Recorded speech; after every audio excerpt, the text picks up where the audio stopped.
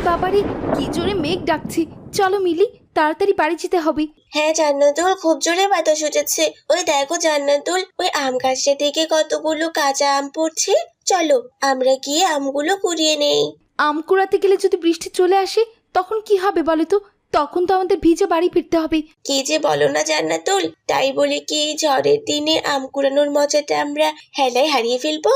ওই যে একটা কবিতা আছে না, মামার দেশে ঝড়ের দিনে আম কুড়াতে সুখ, পাকা আমের শাখায় দিয়ে রঙিন করি মুখ। ওই কবিতাটির কথা এখন আমার মনে পড়ে গেছে। আচ্ছা ঠিক আছে মিলি, তোমার জেদের সাথে একদমই পারা যাবে না। চলো তাড়াতাড়ি কিছু আম কুড়িয়ে নিয়ে বাড়ি ফিরে যাই, নইলে আমার বাবা খুব চিন্তা করবে। হ্যাঁ চলো চলো। এরপর জান্নাতুল আর মিলি চলে গেল আম কুড়াতে। প্রচন্ড বাতাসে গাছ থেকে টুপটাপ করে কাঁচা আম পড়ছিল। মিলি আর জান্নাতুল মিলে অনেকগুলো আম কুড়িয়ে নিচ্ছিল। এদিকে আব্দুর রহিম ও হালিমা বাড়িতে তার মেয়ের জন্য খুব চিন্তা করছে। হালিমা, এখনো তো জান্নাতুল বাড়ি ফিরল না। যা বাতাস শুরু হইছে, এইটা তো কাল বৈশাখী জ্বরের লক্ষণ। হায় আল্লাহ, কি যে অবস্থা হইব। মাঠ ভরা ফসল, এখন ক্ষেত ভরা ধান হইছে। ধানগুলো পাকার অপেক্ষায় আছে, আর কয়দিন পরেই তো ধানগুলো ঘরে তোলা যাইব।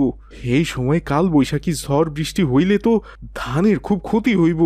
আপনি চিন্তা করবেন না, জান্নাতুল ঠিক চলে আসবে। আল্লাহর যেটা ভালো হয় আল্লাহ তো সেটাই করবেন বলেন। অনেক কষ্ট করে আমরা ফসল ফলিয়েছি, আর কিছুদিন গেলে সেই ফসলগুলো ঘরে উঠবে।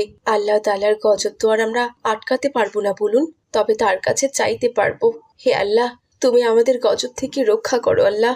শুধু কি ধান হালিমা, এ সময় কৃষকরা পাটও চাষ করে। কাল বৈশাখী ঝড় হইলে তো ঝড়ের সাথে শিল পড়তে থাকে, সেই শিলে পাটের একটা আগাও তো আস্থা থাকে না। খুব চিন্তা হইতাছে। আর এইদিকে মেয়েরা এখনো স্কুল থেকে আসতেছে না, মনে তো হইতাছে এখনই ঝড় বৃষ্টি শুরু হইব।